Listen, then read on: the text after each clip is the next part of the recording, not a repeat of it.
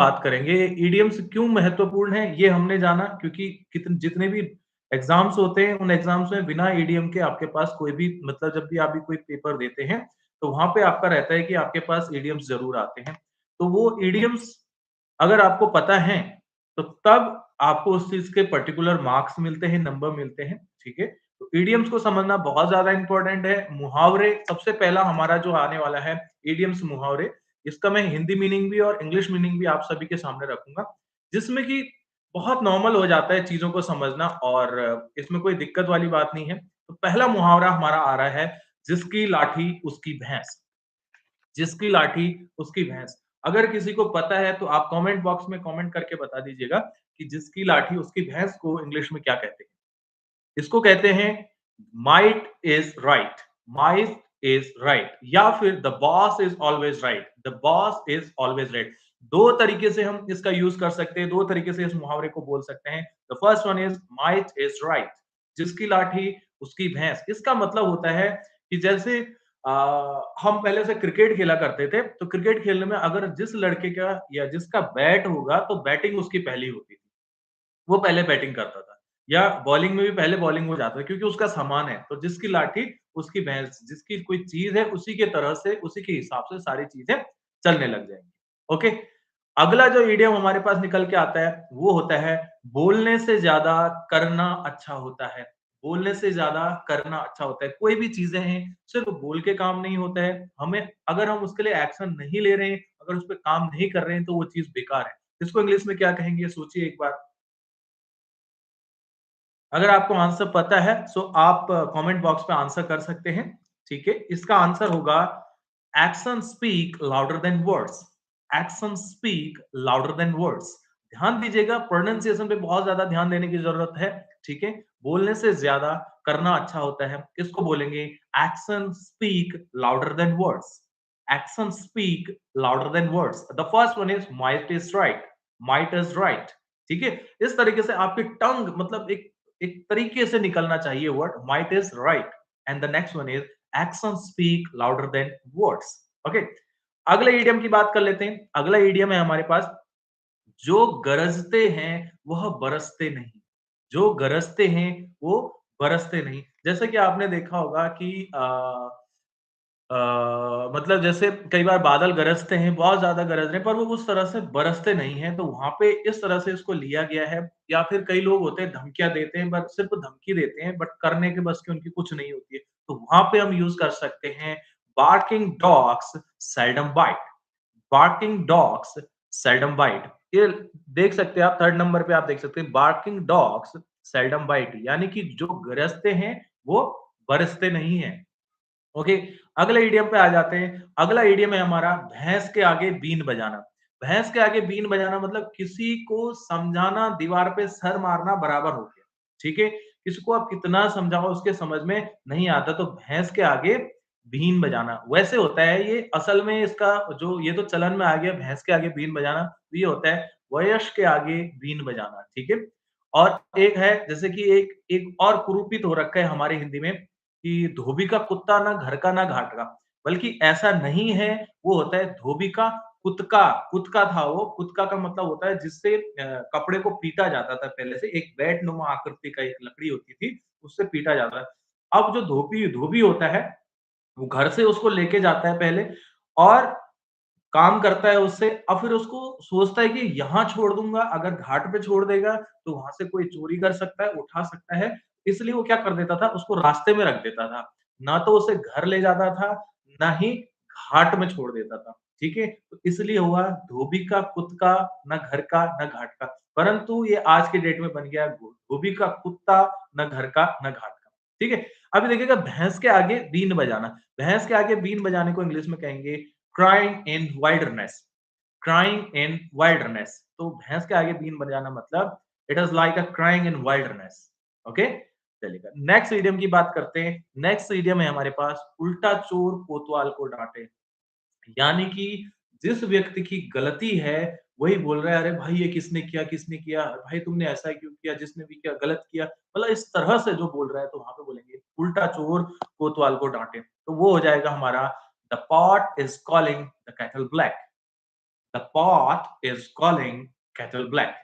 आई hope सो आपके समझ आ रहा हो। अगर आपके समझ आ रहा है सो प्लीज कमेंट में आप आंसर कर सकते हैं कि that you are getting that you are understanding. ठीक है, उल्टा चोर कोतवाल को डांटे, क्या हो गया? The pot is calling the kettle black. एक बार शुरू से देख लीजिएगा, जिसकी लाठी उसकी भैंस, might is right, might is right. बोलने से ज्यादा करना अच्छा होता है। Action speak louder than words, action speak louder than words. And clear, एकदम क्लियर आपकी साउंड आनी चाहिए। ठीक है, अगला है जो गरजते हैं वह बरसते नहीं। इसको इंग्लिश में कहेंगे barking dogs seldom bite, barking dogs seldom bite. Next one है भैंस के आगे बीन बजाना, क्राइंग इन वाइल्डरनेस,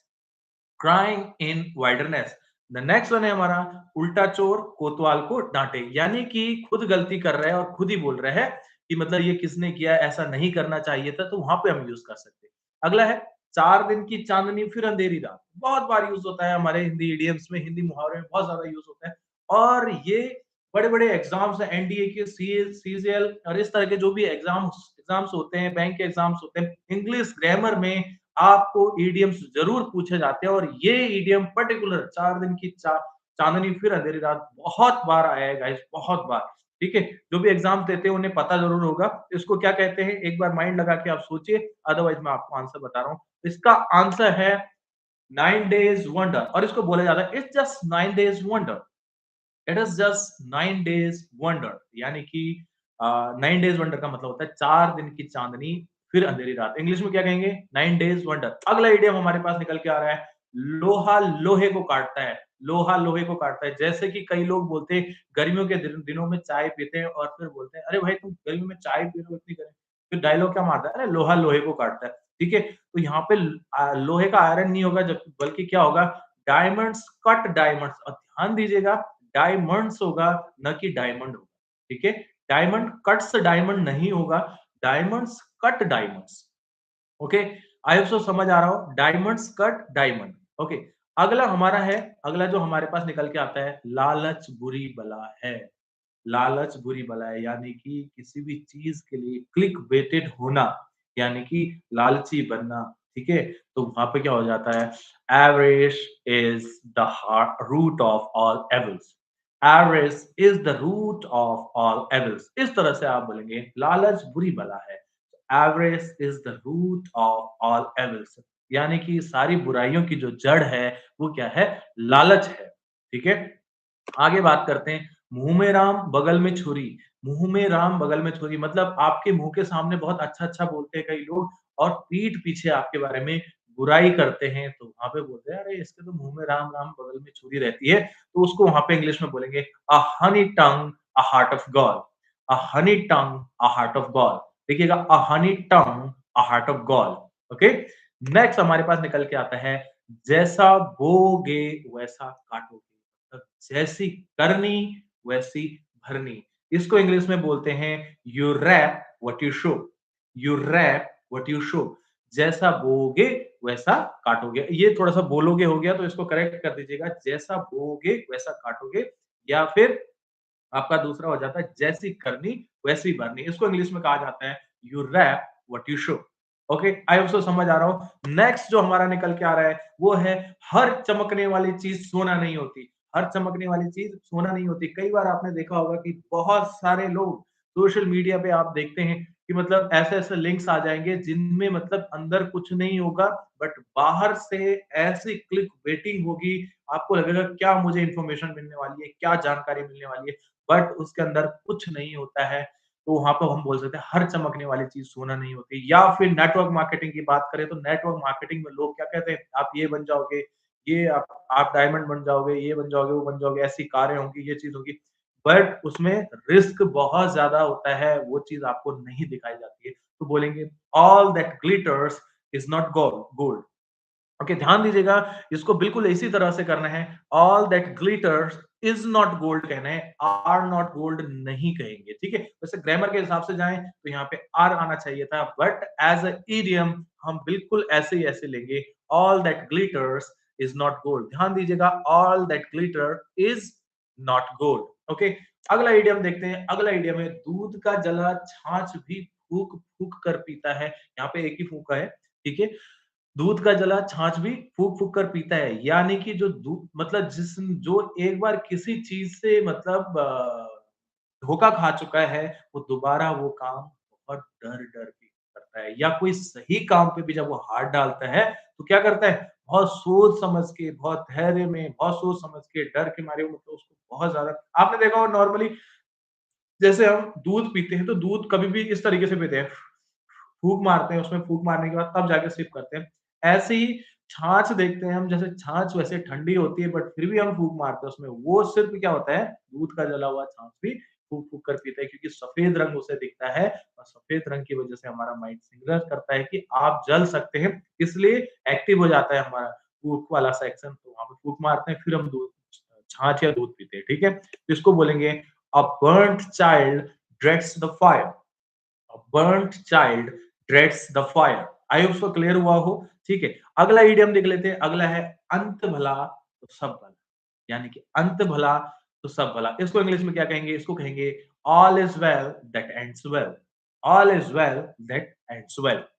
तो हमारे गाइस ये हमारे इडियम्स थे कुछ और इसके बाद हमारे जो इडियम्स के बाद आपके साथ में शेयर करने वाला हूँ वो है बहुत ही इंपॉर्टेंट जो हमारा रह जाता है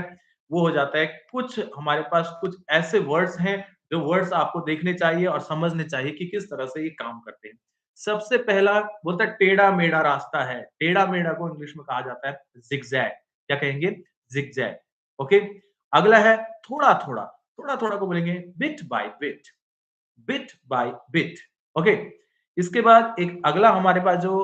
वर्ड है जो कि मतलब एक बाइनोमियल पेयर्स ने कहा जाता है यानी कि जो जोड़े में होते हैं इनको इंग्लिश में कहते हैं बाइनोमियल पेयर्स बोले इधर-उधर, इधर-उधर घूम रहा है या इधर-उधर की बातें कर रहा है, तो हम बोल सकते हैं वहाँ पे विली-नीली, विली-नीली, विली-नीली, विली-नीली। पहला है the first one is zigzag, second one is थोड़ा-थोड़ा, थर्ड वन इज़ विली-नीली। अगला मैं बात करूँ उल्टा-सीधा कुछ भी कर रहे हो, तो उल्टा-सीधा के लिए जो यूज़ होने वाला है, वो है पेल-मेल।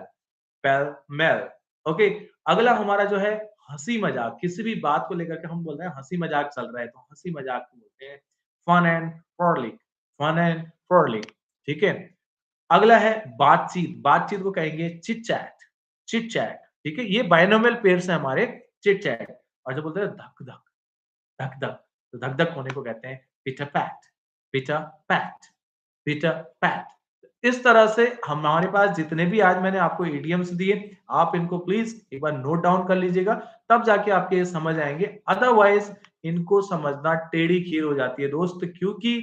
मेन चीज़ क्या होती है, जब भी हम क्या करते हैं, कभी भी हम जब बात करते हैं, तो हर समय ट्रांसलेशंस की बात नहीं होती है, हर चीज़ें ट्रांसलेशन पे नहीं चलती है। वहाँ पे हमें इडियम्स का यूज़ करना पड़ता है, फ्रेजेज़ का यूज़ करना पड़ता है, एडवांस वोकैब्युलरीज़ का यूज़ करना पड़ता है। तो मेन चीज़ ये है कि जब भी आप बात करें, ट्रांसलेशन के साथ-साथ जब भी आप इंग्लिश में बात कर रहे हैं, तो वहाँ पर आप इडियम्स ज़रूर ऐड कीजिए। इडियम्स ऐड करने से आपके इंग्लिश में 4 चाँद लग जाते हैं दोस्त, 4 चाँद लग जाते हैं। ठीक है? बहुत सारी चीज़ें, बहुत सारे इडियम्स हैं, बहुत सारे फ्रेजेज़ हैं, जैसे है ये तो मेरे बाएँ हाथ का खेल है, तो बाएँ हाथ के खेल के लिए क्या बोलेंगे? It's a piece of cake for me, it's a piece of cake for me ये मेरे बाएँ हाथ का खेल है। कई बार बोलते हैं हम एक तीर से दो निशाने, एक तीर से दो निशाने के लिए क्या कहेंगे बॉस?